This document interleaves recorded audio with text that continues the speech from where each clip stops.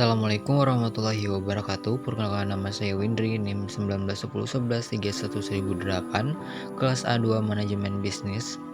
Video ini ditujukan untuk memenuhi tugas akhir mata kuliah belajar dan pembelajaran dengan dosen pengampu Dr. Muhammad Rahmatullah MPD.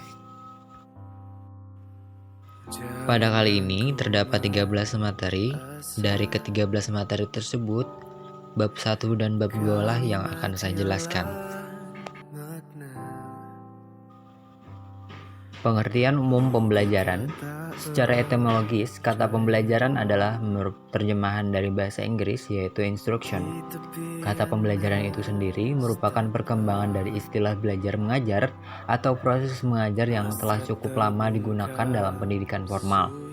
Pergantian istilah dari kegiatan belajar mengajar menjadi pembelajaran tentu saja bukan hanya sekedar ganti nama atau istilah saja, akan tetapi disertai pula dengan perkembangan cara pandang terhadap makna atau paradigma yang tergantung di dalamnya.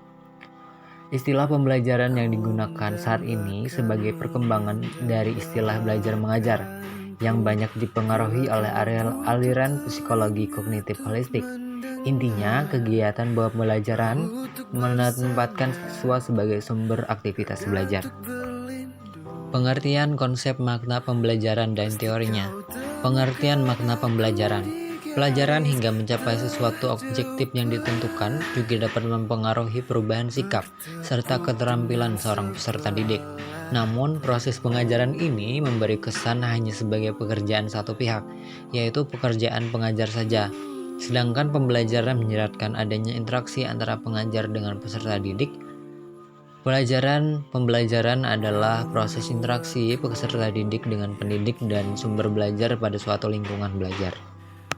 Pengertian konsep pembelajaran. Konsep pembelajaran adalah mengorganisasikan aktivitas siswa dalam arti yang luas.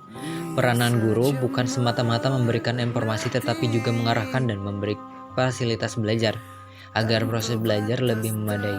Pembelajaran mengandung arti setiap kegiatan yang dirancang untuk membantu seorang mempelajari suatu kemampuan atau nilai yang baru.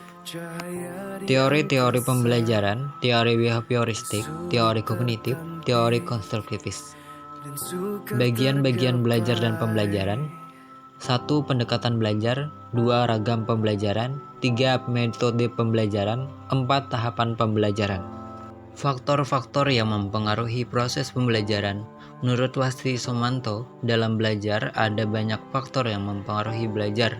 Namun dari sekian banyaknya faktor yang mempengaruhi belajar, hanya dapat digolongkan menjadi 3 macam, yaitu faktor-faktor stimuli belajar, faktor-faktor metode belajar, faktor-faktor individual.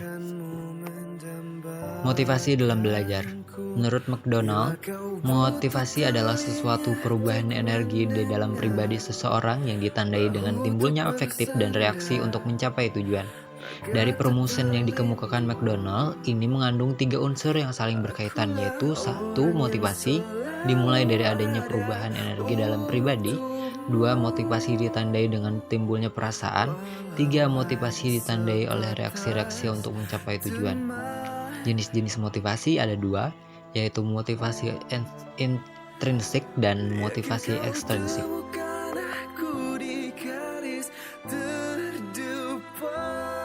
Pengertian prinsip belajar dan pembelajaran. Menurut Gestalt, prinsip belajar adalah suatu transfer belajar antara pendidik dan peserta didik, sehingga mengalami perkembangan dari proses interaksi belajar mengajar yang dilakukan secara terus-menerus, dan diharapkan peserta didik akan mampu menghadapi permasalahan dengan sendirinya melalui teori-teori dan pengalaman-pengalaman yang sudah diterima. Pengertian asas-asas dalam belajar dan pembelajaran. Dalam Kamus Besar Bahasa Indonesia, asas adalah hukum dasar, suatu kebenaran yang menjadi pokok dasar. Sedangkan prinsip adalah asas atau dasar yang dijadikan pokok berpikir, bertindak, dan sebagainya. Jadi dapat disimpulkan bahwa asas dan prinsip sebenarnya adalah sama, karena menjadi pokok dasar baik bertindak maupun berpikir. Pembelajaran adalah suatu usaha untuk membuat peserta didik belajar atau suatu kegiatan untuk membelajarkan peserta didik. Dengan kata lain, pembelajaran merupakan upaya menciptakan kondisi agar terjadi kegiatan belajar. Dengan demikian, inti dari pembelajaran adalah segala upaya yang dilakukan oleh pendidik agar terjadi proses pembelajar pada peserta didik. Kegiatan pembelajaran tidak akan berarti jika tidak menghasilkan kegiatan belajar pada para peserta didiknya. Macam-macam akses pembelajaran: 1. Peragaan, 2. Minat dan perhatian, 3. Motivasi, 4. Apersepsi, 5. Korelasi dan konsentrasi, 6. Kooperatif. Penerapan asas dan prinsip belajar dan pembelajaran. 1. Pembelajaran untuk belajar isyarat.